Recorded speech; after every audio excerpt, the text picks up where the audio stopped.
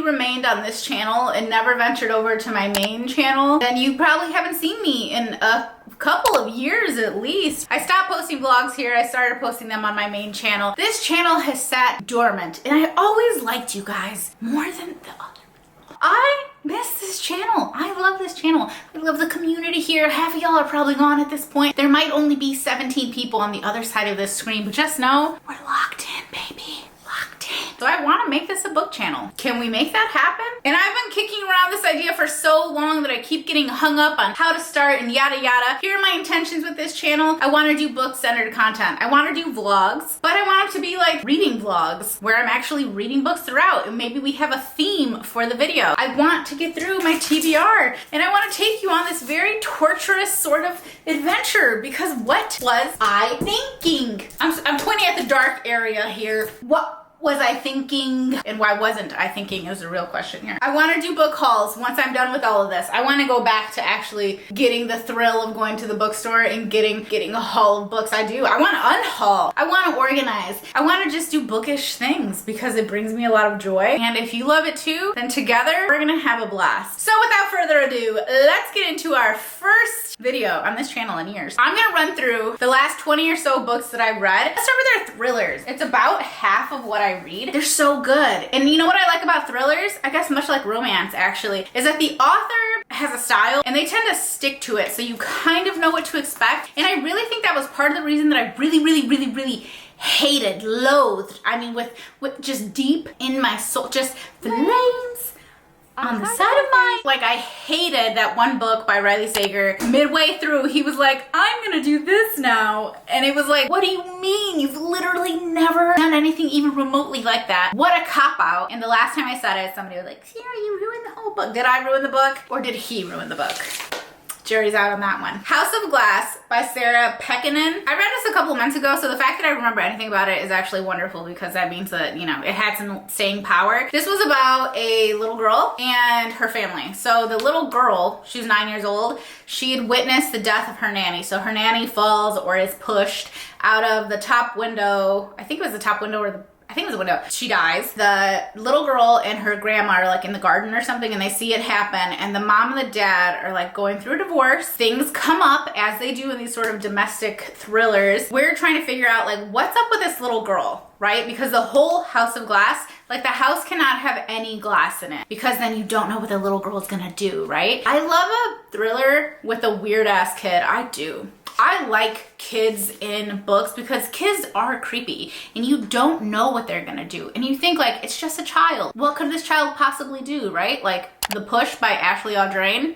One of my favorite books ever. Okay, you're like, wait a second. Is it the kid? Is it an adult behind the kid? What's wrong with that kid, right? Because kids are creepy. Stella is the best interest attorney. So that's who's kind of leading us through and like questioning people and trying to figure out like, is it this person? Is it the husband? Is it the wife? What was going on with the nanny? Like, what about the nanny's boyfriend? Like, what's really going on here? I was interested in it from beginning to end. It was quite engaging and I enjoyed it, and it didn't take me very long to get into it, and I enjoyed Sarah Pekkanen's writing. I enjoyed her writing so much so that I picked up another one of her books called Gone Tonight. This one also has a mother-daughter dynamic, except that the mother's in her 40s, the daughter is like 24 or something like that. So she's a grown woman, and their names are Ruth and Catherine. Catherine's the daughter. They've been together forever, basically. The dad's never been around. You find out why that is, like who that person is, and you find out that it's because of this like big thing that happened in the mom's past, and it's basically something that she's been running away from for her entire life, and she's trying to keep her daughter away from it, and she's trying to keep all these things from her daughter. She is not necessarily who the daughter thinks she is, which I think is actually always really interesting, like when you have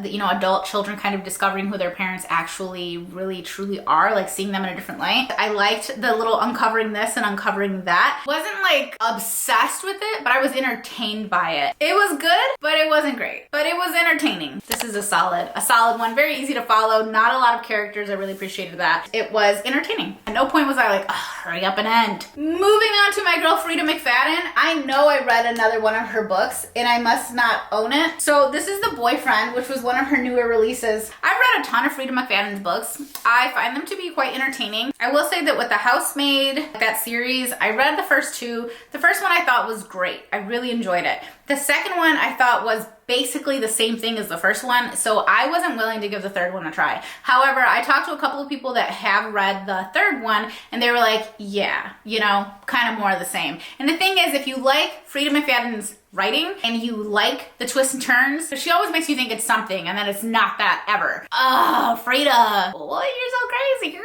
And if you really think about it, you can probably guess what's going on, but I try not to think about it. I just let the story unfurl on its own. The boyfriend was not my favorite. It wasn't. I didn't think it was bad by any means. In fact, I've yet to read a bad Frida McFadden book, and I'm probably like, I'm looking at like 4 of them right there. I'll put on screen the ones that I've actually read.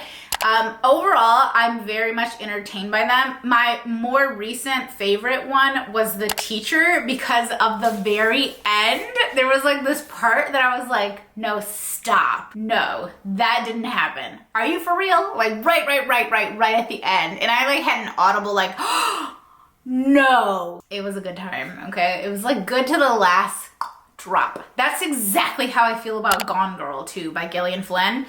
If you haven't read Gone Girl, even if you've watched the movie, it doesn't matter, because the book ends ever so slightly differently, and it's literally one of those like good to the last drop books, and it's just, it was so good. However, then you have books like The Boyfriend from Frida and The Coworker. The Coworker was probably my least favorite ever. I really did not enjoy that one, but The Boyfriend was like mid for me. I mean, 3 stars, I guess. Then we have The Perfect Son, also by our girl Frida. This one I liked, although I'm gonna be honest with you, my brain is muddling it with another one that was also about like a young boy. However, look at this. This is a little boy. The book is not about a little boy. The book is about a teenage boy. Don't ever in your life, Frida, try to dupe me again. I don't like it. I like books about kids. I like creepy little kids. I don't like creepy teenagers. There's enough of those. I see them. I listen to that My Chemical Romance song at least once a week. I don't need to be reminded that dangerous teenagers exist and go to school. Probably in schools around here. I don't want to be reminded of that, okay? I like to think about creepy kids, because creepy kids don't typically kill people. However,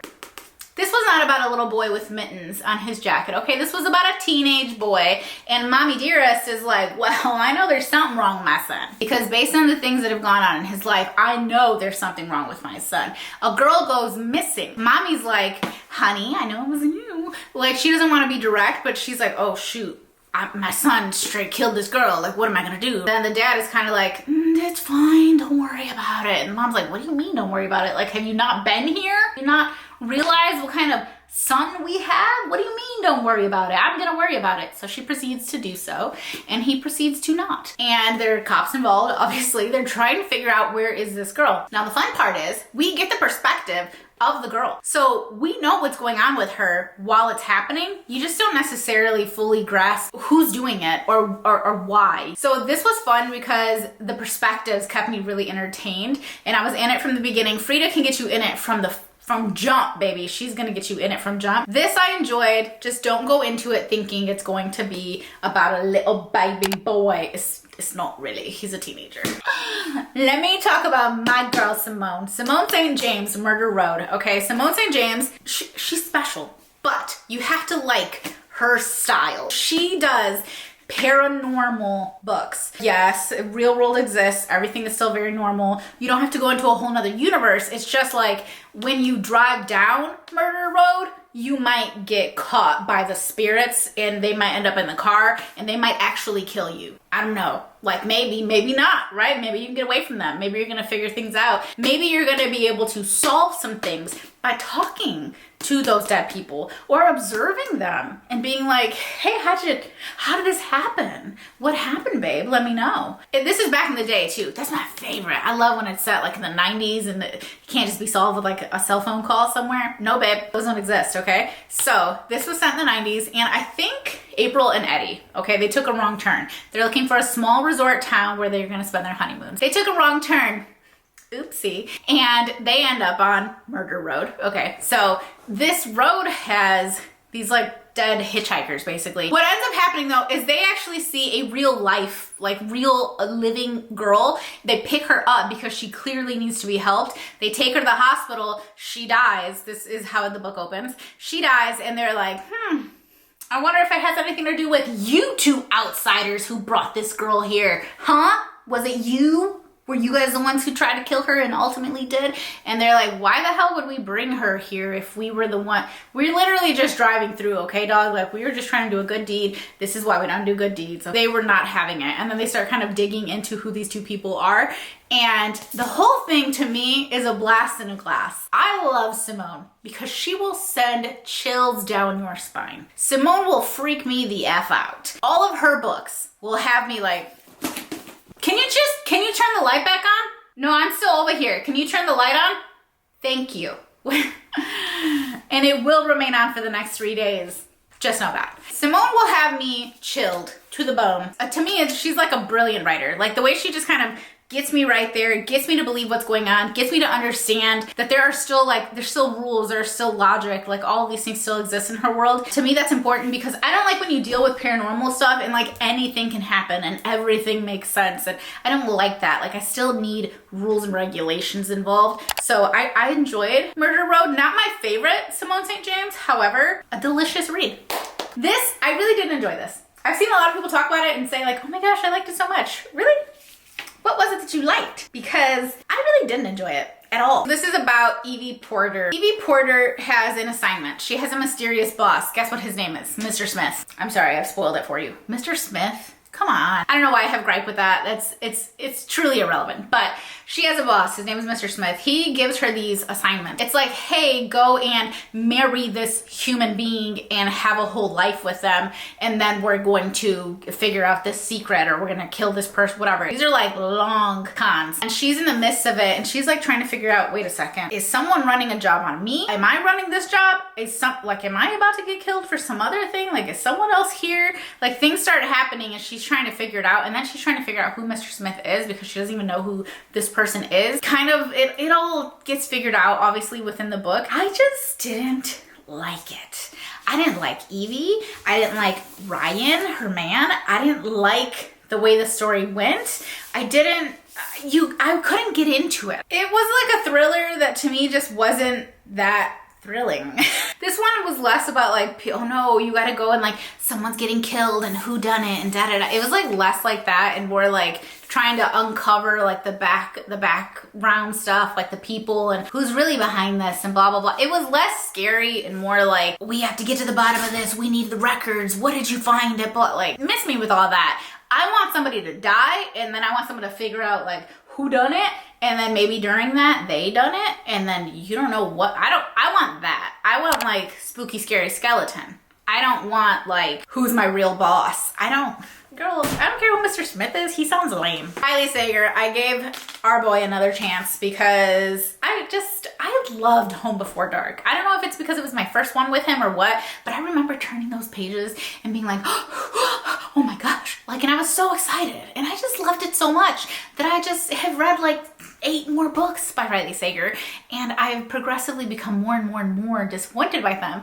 But I actually genuinely enjoyed Middle of the Night for the most part. This was about a boy and his friend. What happens is that he becomes a grown man, okay, and he moves back to his like childhood home and his parents are not there. And the people that were from the neighborhood are like all still there basically, but the kids from when he was a kid obviously are now the adults. So they're in the houses. And what happened is that when he was a kid, he had like this backyard sleepover inside of a tent. And in the middle of the night, his friend is like abducted basically from the tent. And the guy in the book, let me just find his name, Ethan, he has these dreams about it basically where he can hear the zipper unzipping or he can hear it being cut or something. He hears this noise, and if you listen to this on audio, you're gonna hear the noise like 10,000 times. So he hears this noise and like his dream basically cuts off once the kid is taken, and he's trying to figure out like, I was there, why can't I see who took him? Like, why don't I know what happened to him? Basically, this is a story of like him going back to where that happened and him trying to like rectify the situation. Like he wants to figure out what happened. So he's going to the neighbors, he's talking to the neighbors, and it turns out this neighbor had this and he never told you this lie and he never figured, you know what I mean? So it's one of those where like you're uncovering more about these other people now that you're older. He feels like he feels a presence, and I was really worried that this was about to become like just like the other one, and the twist was going to be exactly the same. And I was getting very, very, very concerned as I read this, because I'm like, I swear if you, Riley, I swear if you do it again, I'm going to punch you square in the face. I was actually pleasantly surprised with the ending of this. I like when it wraps up the way that this kind of wrapped up, and I had a good time with it. It was not in a, like, oh my gosh, this is the best book ever, but it was fun. I like when you go to the different people. I like when you get to know, like, oh, so this person 20 years ago actually did this, and they didn't tell anybody, because if they had told somebody, it would have made them look bad. It would have made them look suspicious. And maybe it wasn't really you. And then you kind of figure out these like dirty, dark little secrets that people have. And I love that kind of stuff, right? The addition of like potentially there being this spirit version of the kid walking around like as an adult, that was like a nice little creep factor. And overall, I enjoyed it, and I would recommend. Riley Sager does a wonderful job of bringing you right into the story and getting you all wrapped up without too much fluffy stuff going on. Lisa Jewell. I fell in love with Lisa Jewell with some other book. I'm trying to figure out which one it was. I believe this is the one where I got to learn what the word incel. I got to learn what it, no. Okay, this was the second book, like almost in a row, where they were talking about an incel. The definition on the screen. But the Karen Slaughter book I read had like this incel man, and he just hated women, and it was like his whole personality, like, and he hated them. Not like, oh, I hate boys, and no, like he wanted to kill them, okay, because they didn't like him enough. He was like what you should fear when it comes to men. Well, we had an incel in this book as well. Oh, Then She Was Gone was the other one that I really liked from her. Okay, so this one was about this girl. She ends up disappearing, and it follows this guy, and they think that he did it because he's creepy, people don't like him. They think that, you know, he follows teenage girls home, and his life's not exactly going great, and I believe he has classified himself as an incel. Owen gets pinned with this like crime, basically. One, they can't find this girl, so they don't know, like, is she dead? Is she a runaway? Is she, like, what happened, right? The families are obviously freaking out because this is a nice little neighborhood and this girl is suddenly missing. They're like, it was him. It must have been him. And you don't know who it is, okay? You don't know who did what. And there are a lot of characters in this book, and I think that's why I didn't love it, because I started getting confused. I was getting confused with like the young teen girls, and I'm getting confused with like what, I just got confused. There was nothing wrong with the book overall, besides me not having the mental capacity to follow all of the characters. I will say, if you want to try out a Lisa Jewell book, she does a really good job at getting inside people's heads and kind of giving you like what's going on, you know, from their perspective, and I appreciate that. However, there was too much going on, and I was lost. And I think Then She Was Gone is a better book to start with Lisa Jewell. If I had been physically reading this, I listened to it, I think I would have been more into it. However, it didn't grab me. It didn't do what it needed to do for me. You guys, I've been recording for 30 minutes. Okay, we're gonna speed round this, okay? You're in Blackbird. Yeah, girl, Bryn Weaver, okay? This is graphic. It's about two killers, basically, and they're both out here just killing, wheeling and dealing, you know what I'm saying? And they keep running into each other because, you know, I'm sure that happens all the time when you're a murderer. You're like, oh my gosh, are you here? Are you working this job too? Did you come to kill this person? I came to kill this person. That is so crazy. Anyway, you want to get coffee, or should we go bone? That's basically this one. If you listen to it on audio, you get the accent. That's really fun. So you get both perspectives. We're getting Butchery and we're getting Blackbird, I believe. I'm almost positive we get both. And it's basically like two serial killers falling in love, and they have some graphic little naughty time in here, and there's definitely some graphic killing in here, and you have like, you know, the cops are trying to get them kind of thing. Overall, I enjoyed it. I thought it was a good time. So much so that I actually got Leather and Lark, which is part 2 of this bad boy, and I'm gonna read that at some point. El Viaje de los Colibríes. This was for my Spanish book club, and I'll say I didn't really enjoy it. I did not like that the girl just kept sleeping. It's like this story of this girl just leaving home basically and going to start a life for herself, and she meets all these friends, and her and all her friends just love sleeping with married men. That was what I got from it. It was in Spanish, so the whole point of me reading it was so that I could practice my Spanish. I will say it's a very easy book to read. if maybe you are trying to get back into reading a little bit in Spanish and you need somewhere to start, I will say this was an excellent book club pick for our Spanish book club. However, overall, it was annoying. Why do you keep making stupid decisions? And why do you keep sleeping with these men? And men, why do y'all suck? Why are you all bad? I don't like it. I didn't like it. It didn't give me like a warm and fuzzy like a romance normally does. I didn't enjoy that. Oh my gosh. Can we talk about this book just for like 2 seconds? If you like baseball, I loved it. Okay, so The Art of Catching Feelings. A lot of people are not gonna like this book, so let me tell you why. For one, there is not a mistaken identity, but basically what happens is that there's a baseball player, there's a girl at a baseball game, and she decides like she wants to heckle. So she's like, oh, you're so bad. Yeah, his name is Chris. And she's like, you should be called Christopher Robin because you're playing like poo. Not that bad. So anyway, then he goes to the dugout. He goes up to like bat or whatever, and dog starts crying. He's bawling. Okay, he's full on tears. And they're like, oh my gosh, the heckler like made him cry. Turns out his brother had committed suicide, and his brother used to call him Christopher Robin. It was a little deeper than that, and that's something you find out very, very, very early on, okay? But this girl feels so bad that she's like, I'm gonna message him on Instagram and I'm gonna apologize. I'm so sorry, oh my gosh. So she goes to do that, but she leaves off like, whatever, yada yada. She leaves off the part where she was the heckler, and she ends up just kind of saying like, that's a horrible if that happened, da da da, I'm sure you're a great guy, whatever. And so he ends up responding, and then they start talking via Instagram. And then the local whatever, the team, okay, decides, hey, actually we thought it would be fun for like social media and stuff to bring the heckler on and actually have her like interview you. And there's some other stuff at play there, but the heckler is maintaining the Instagram and texting relationship with him. And then he is seeing the actual girl, the heckler, but he's seeing her in person, like at this, the field or whatever. And she has to interview him and stuff sometimes.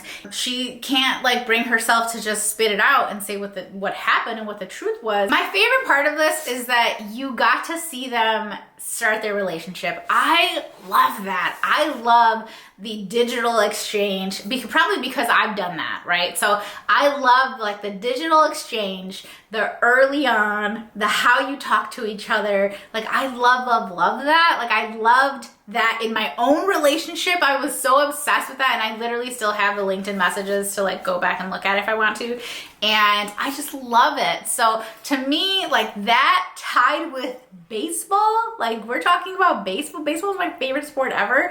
Like this was good for me, okay? And even though I don't normally like, not a mistaken identity, but like kind of just based on a lie, kind of miscommunication, but not really, like, even though I don't normally care for that, this one did it for me, and I had a wonderful time with it. I had less of a wonderful time with this one. This is Ana Maria and the Fox. I read this because I picked it up in Book of the Month. I will say, if you're looking for a little POC representation, you got it here. So she's Mexican and he is not. Where's he from?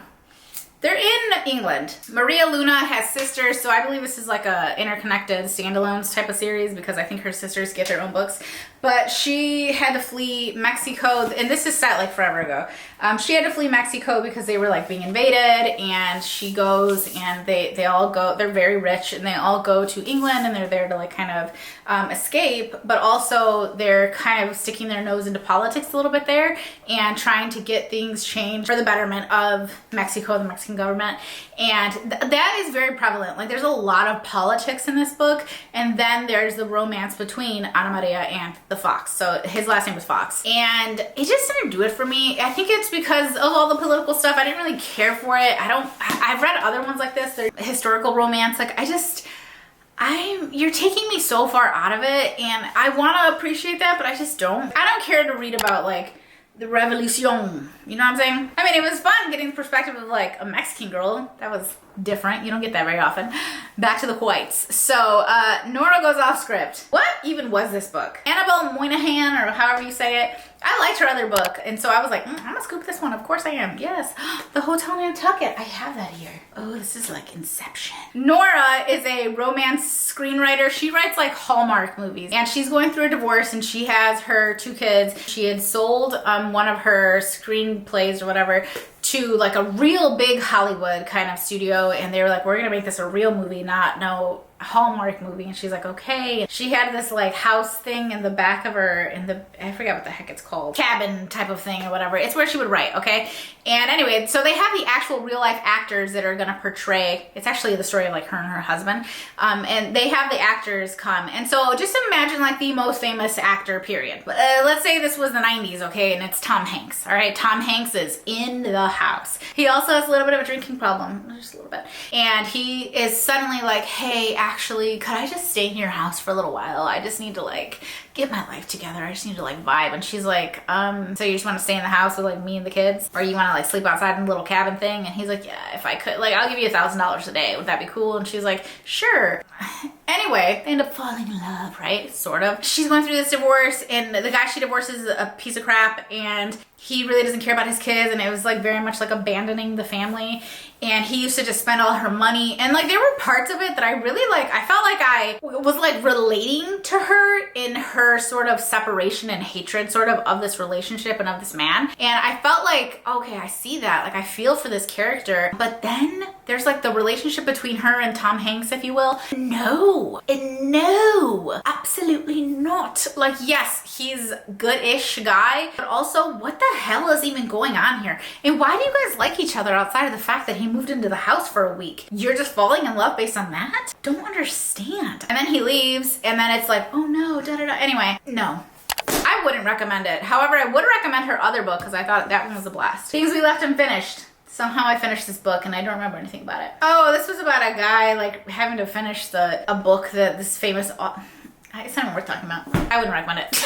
Okay, Sarah Vogel, I find her writing to be quite entertaining normally, right? I thought that whatever her other book was called, I'll put it on screen. I thought this one was so funny. I loved the banter. I loved the back and forth. Like it was so good that it compelled me to buy this, even though I don't like books about like magic and whimsy. Like, yes, I loved like Harry Potter and stuff back in the day, but I don't like romance books like this typically. In fact, I seriously dislike them. So I picked this up based on the strength of Sarah Vogel simply being phenomenal. And I am perfectly fine with the fact that I picked it up, okay? I'm not gonna say I'm obsessed with this book, but it's less about like spells and witchy stuff and more about like the real life of what's actually happening. We have Romina, her sisters, we have Trevor, her fake boyfriend, so there's fake dating, and then we have Alex, her former boyfriend, like her high school sweetheart. So Alex comes into the picture. Romina's trying to like get money from Trevor's dad. Like she wants Trevor's dad to invest into their family like shop, which has like florals, and it has like, oh, but you know, it's not just any florals. It's like this flower will give you this, and this flower will create this in your life, and da da da da. And some other witchy stuff in there. And they have that going on, and somehow it like escaped the family's hands, and someone else came in and bought it, and the person that bought it is Trevor, and Trevor's dad is about to marry a woman, and this woman's son is Alex, and Alex is our girl Romina's former boyfriend. So when they meet through a series of events, she ends up having to like fake date Trevor, and Trevor and Alex are about to be step siblings, and Alex is like, WTF, mate? Like, why are you dating him? Are you doing this because you're in love with me still? You know what I mean? Like, is this fake? I think it's fake. And then he doesn't think it's fake, and then he thinks it's a whole thing. And it's basically the story of like, the idea is for Romina and Alex to like be kind of rekindling or whatever, but also are they? And like Trevor's also got some stuff going on because he's trying to get with a girl, and like, you know, these two have to pretend to be together, or maybe they're not going to get the investment money to save the shop. Yada, yada, yada. Okay, there's a lot going on. It's okay. It's just okay. It is mostly about the relationships and what's going on. There's no like swoon-worthy parts, and I think I chuckled like twice. So it wasn't You Deserve Each Other, okay? You Deserve Each Other was so good. I loved it. But I love when a relationship is going bad and then it goes good again. I don't necessarily love fake dating, and you're fake dating like the wrong person. I like that when like the person you're fake dating is creating so much jealousy, the dog that you really want simply cannot hold back. I like that. And I like the inverse when you fake date the person you want to be with. You're fake dating, hello Spanish love deception, okay? I love that, but this was kind of odd. I did love Trevor though, he was a good time. He was fun, he was a fun character. I would like recommend it if you just want like a nice, lighthearted, very kind of easy to read thing. And like I said, it wasn't all about like, we have to cast the spell and save the this by midnight and drink the witch's brew and like, I'm only mentioning it like that because I did read another book like that and I was like, can you guys just like, can we talk about feelings? I like it when you guys have feelings. I like it when characters have feelings. Can you guys have some feelings and stop worrying about your potion you're brewing? Can you just have feelings? Is it too much to ask? I just want to cry sometimes. Not because of me. I want to cry because of something else. Off to the Races by our girl Elsie Silver. I like Elsie's books because they're about like real people. They're like overall, there's usually some actual feelings and emotions. It's not like a slow burn per se. Like I think I would be obsessed with Elsie if she made them more of a slow burn. I need more buildup. I need more angst. Like you're so close and we're right there, babe. But if you would just give me another 100 pages of almost happening versus like we're banging and now let's not and then let's bang and then let's... Don't let them do that. Let them brush hands, okay? Let them have feelings. Let them get jealous. Let them get the angst. Angst is my #1 emotion in book. #1. I love it. I love angst. There's not enough. That's my biggest complaint. This was about Vaughn and, what's our girl's name? Billy. Billy is a horse trainer, tamer. I don't know exactly what you would call her. Vaughn is a billionaire ranch baby boy. He owns everything, whatever. He hires Billy, or someone hires Billy. I don't think it was him. And she's like, I'm gonna come in here and I'm gonna break this horse and I'm gonna teach, I'm gonna love this horse and I'm gonna make this a winning horse. That's the plan basically. And they have to deal with each other and Billy has a little attitude, but Billy's like the best at what she does. And Vaughn is just like, I need to save my grandpappy's image or whatever, because I guess grandpappy got into some things and he's like, it ruined the image of our whole family and the ranch and the farm and blah blah blah. And he's like, I'm so concerned with that. That's my main focus in life now. And Billy's like, okay, whatever. I'm gonna go over here and like get this horse all fixed up. And basically that's the setting, is we're on the ranch, we're with the horse, we're figuring out how they're gonna work together because of course like they hate each other but they want to do it and they do it eventually, you know, as they always do. Elsie definitely gives you like some graphic stuff. She's not shy, not too shy. But I don't think it's like unnecessarily over the top graphic. I will say towards the end, I was kind of like, let's just get to it, okay? I don't need to hear about somebody flicking somebody's bean for 400 pages. I'm good, all right? I'm good. I like feelings. I like emotion. I like angst. I want to cry because I'm happy.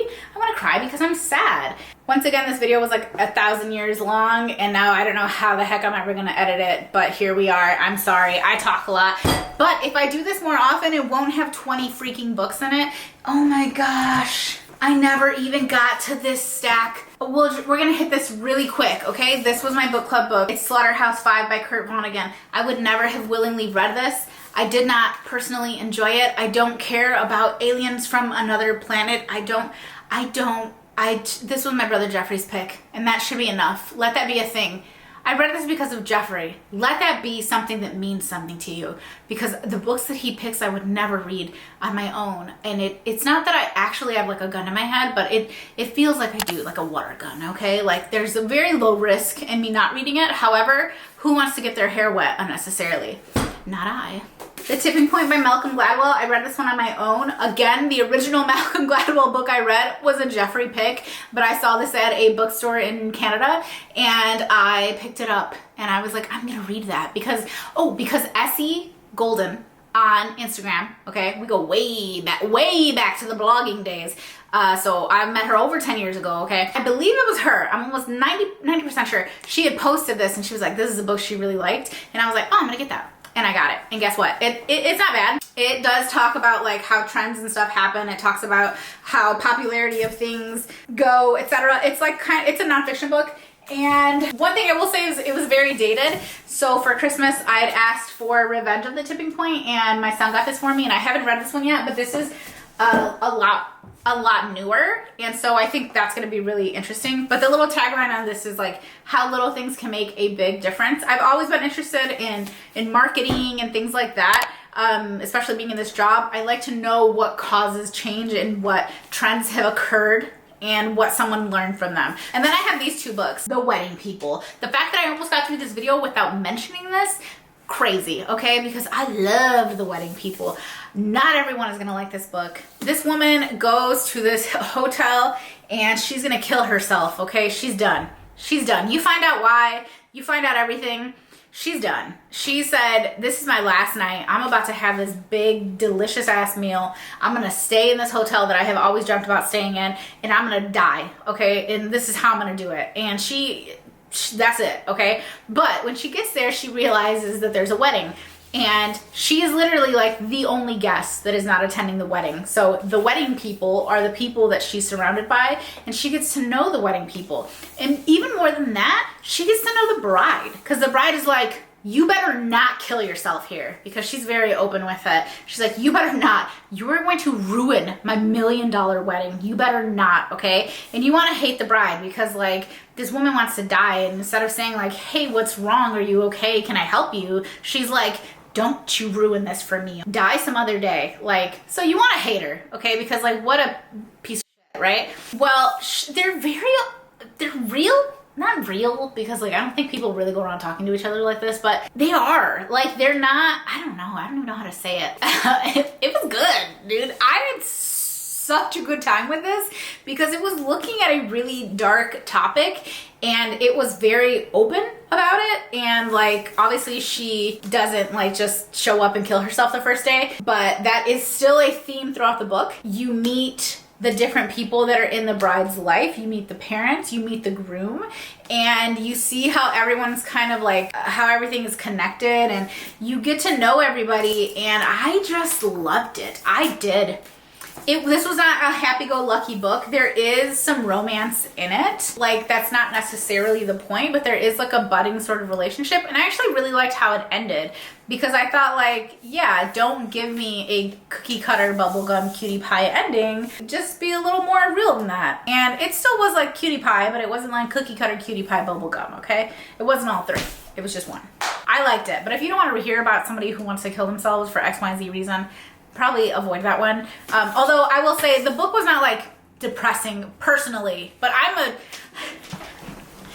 generally pretty peppy and happy gal, so this is not coming from someone who like struggles with any kind of depression or anything like that. I'm good to go typically, so keep that in mind. Like, take that, you know, so take my advice here on that one with a grain of salt. Ministry of Time, I wish I could have my time back. This is not a bad book by any means. I didn't think the writing was bad. I didn't think any of it was bad. It just wasn't for me. It wasn't a book that I personally really enjoyed. I liked it in the beginning. The idea is that they had like gone back in time. There's this ministry. They had gone in time, right? And they had basically like stopped people in different timelines. So from the 1700s or 1800s, 1900s, whatever. And they plucked somebody who was gonna die out. And now those people from all these different timelines who existed in their own, okay, let's say they were frozen. I can't remember if they were frozen or what, but they were stuck in time, and then they were brought here. And then you have a person from the ministry, and they are helping you through life now. And they're like studying these people from history. So every person from history has like a current time person,